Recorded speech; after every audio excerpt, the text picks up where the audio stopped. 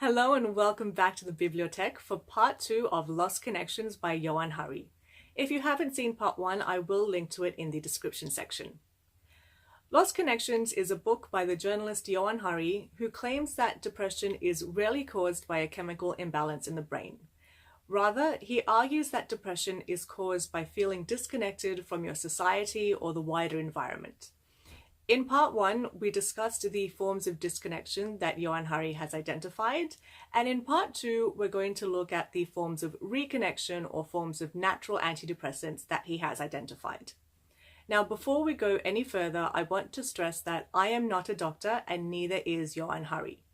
I am not advocating for anything that is said in this book. I am just providing a summary so that if you are thinking of buying or reading this book, you have some extra information about its contents to help you decide if this is something that you would like to purchase or buy. All right, now that that's out of the way, let's look at part 2, what are the forms of reconnection? So this part of the book starts with the question, what if when you went to the doctor, they diagnosed you with disconnection as opposed to depression? How different would the treatment be? And this question forms the basis of this part of the book. So according to Johann Hari, the first form of reconnection is reconnection to other people. He begins by stating that, broadly speaking, there are two different types of societies. There's individualist and collectivist. An individualist society puts the emphasis on you as an individual. So it's a society where you will ask yourself things like, what can I do to make me happy? Or, express yourself, do what's best for you, put yourself first. On the other hand, you have collectivist societies.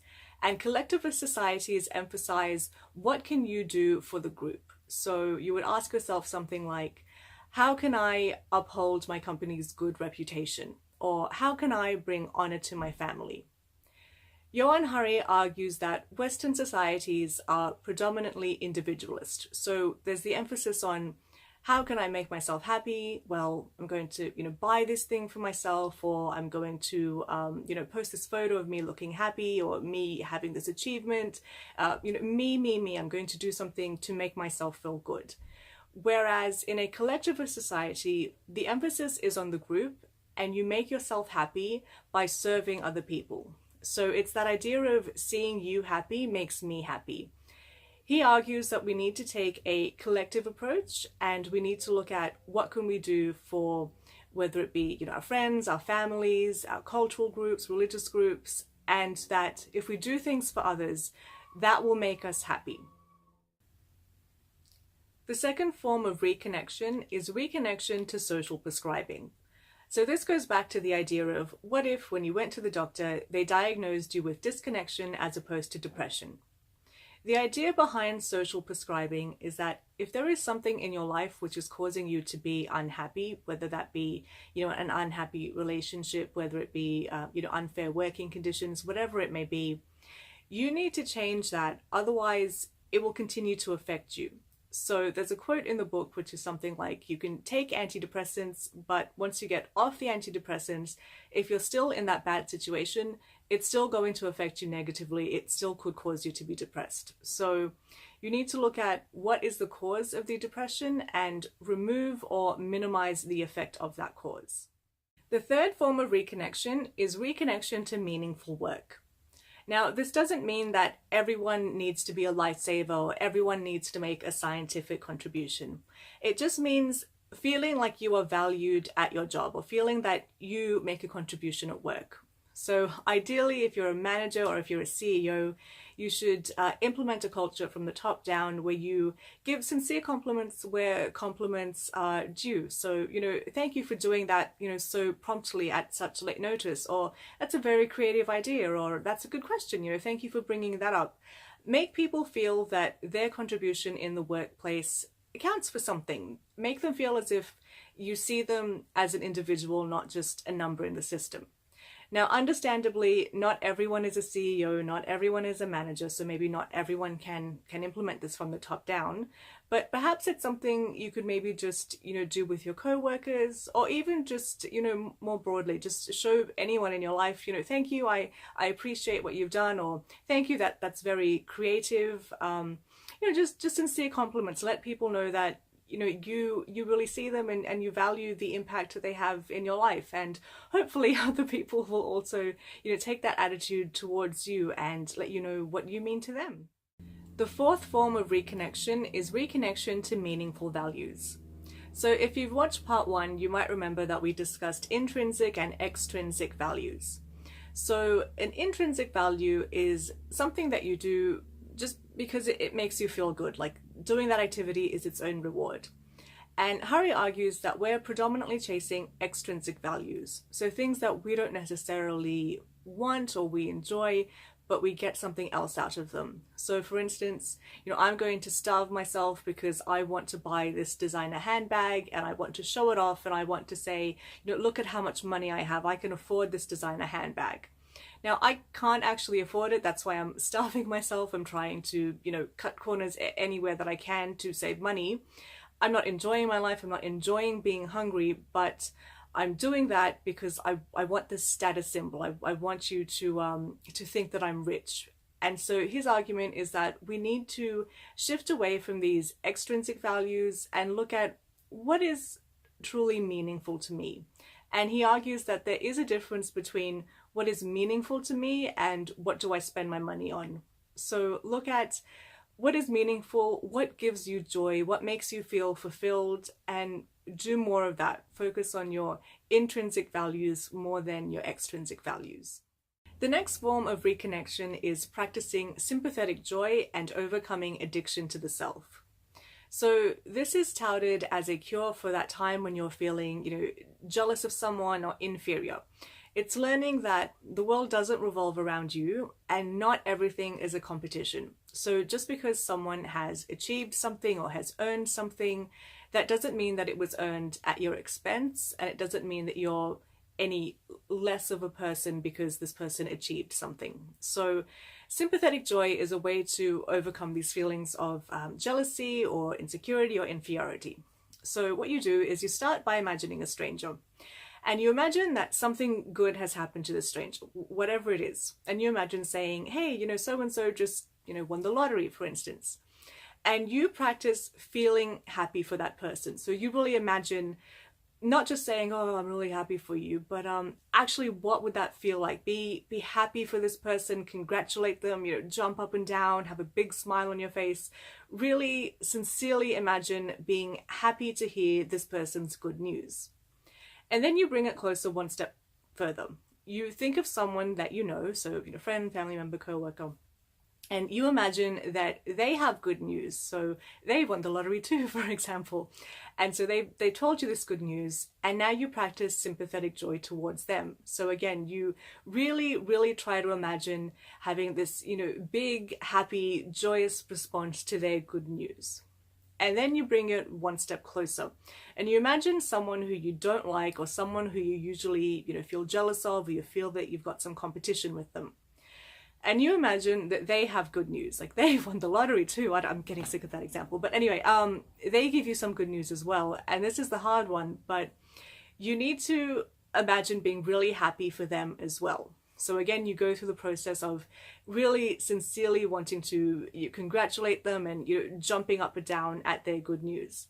And the idea is that if you simulate this feeling of happiness, you feel happy and you're focusing more on good emotions, and that has a positive effect on you, as opposed to always feeling that everything is a competition, feeling that it's a zero-sum game, feeling jealous, feeling inferior, and making yourself feel bad. So focus on feeling good for other people and celebrating other people's accomplishments, and that should have a positive effect on you. The second last form of natural antidepressant or reconnection is acknowledging and resolving childhood trauma. So there's an argument that some people who are victimized internalize that and tell themselves that they deserved to be victims, or they feel shame that they were victimized, and this can have consequences for how they go on to live their life. So Johann Hari talks about how he was victimized and how he went to speak to a psychologist, and the psychologist said to him, if you imagine that this was, a third person telling you the story, do you think that any child should be treated the way that you were treated? And Hari said, no, of course not. And the psychologist was like, well, see, there you go. No one should have treated you like that. No ifs or buts. There's nothing that you did to deserve it. No one should treat a child like that. And Hari talks about how this was really sort of life-changing for him, because he thought, hey, I've shared this, deep, dark secret that I thought was shameful, and this person still accepts me. They're not telling me, yeah, you deserved it, you should feel ashamed. They still accept me, they still treat me with respect. So Johann Hari argues that one way of overcoming depression is to face and overcome childhood trauma. The last form of reconnection is restoring the future. So this is like social prescribing, but it goes one step further. Social prescribing looks at what you can do in your own life to remove or mitigate the causes of your depression. Restoring the future goes one step further, and it looks at how sometimes you need to change society to cure your depression. And that's because sometimes there are bigger issues, they're out of your control, they're more than what any one person can address. So this is about society working together to change social norms in order to cure depression. So whether that be, lobbying the government, whether it be, being a spokesperson for something, whether it be some form of social activism, sometimes that may be necessary to reconnect to people and cure your depression. And that is the final form of reconnection according to Johann Hari. So that is almost the end of the book, but then at the very end, we need to talk about the references. So as you may remember in the part 1 video, I was critical of the fact that the book starts off being very personal. And I said there's nothing wrong with being personal if you're writing an autobiography, but if you're trying to write an authoritative text about the causes and treatments for depression, you need more than just your personal anecdote. Now, I'm happy to say that Johann Hari provides 261 references at the end of this book, and he also links to a number of interviews with people who he quotes in this book. I will provide the link so that you can listen to those interviews if you want. Now, I have not checked out all 261 references, so I cannot speak to their credibility. I cannot say if Johann Hari has quoted people accurately. As you may remember, he has been caught plagiarizing before, so that tainted my opinion of him. But he has provided 261 references, which I glanced over, which seemed okay at first glance. And I clicked on the link for the interviews, and I saw that the links were still there just a few days ago. So it makes a good first impression, but I haven't really done my research to verify that everything is as Johann Hari says it is. All right, so finally, what is my opinion of the book? Now, you may remember I went in saying that I was going to be really critical and looking for any plagiarism or any kind of generalizations or inaccuracies or anything like that. I didn't have a good opinion of him because he has been caught plagiarizing, and he does talk about some unethical behavior in the beginning of the book. That being said, as I kept reading it, my opinion improved somewhat. I like that he provided references, and I can see the logic behind the argument that he's making. Now, again, I'm not advocating for what's in the book. Again, he is not a doctor. But from a layperson's opinion, I can see the points that he's making, and I can understand if you're feeling a bit down, not necessarily that you've been diagnosed with depression, but if you are feeling a bit down, maybe looking at, what's causing me to feel down? What things can I change? It wouldn't hurt to maybe go for a walk and see if that makes me feel better. It wouldn't hurt to maybe, call up a friend and see if I can, spend some time with that friend, or maybe, be of assistance to, my family around the house, maybe do some volunteer work, just see if that can take my mind off it, see if I feel better. I think as general advice, it's all right. But again, I wouldn't prioritize this book over seeing a medical professional. So that wraps up my 2-part series about Lost Connections by Johann Hari. Please let me know what you think. Please let me know if you want more content on mental health or any other topics at all. Yeah, I'm always looking to improve my content. So thank you very much for your time, and I will be back with something new next time.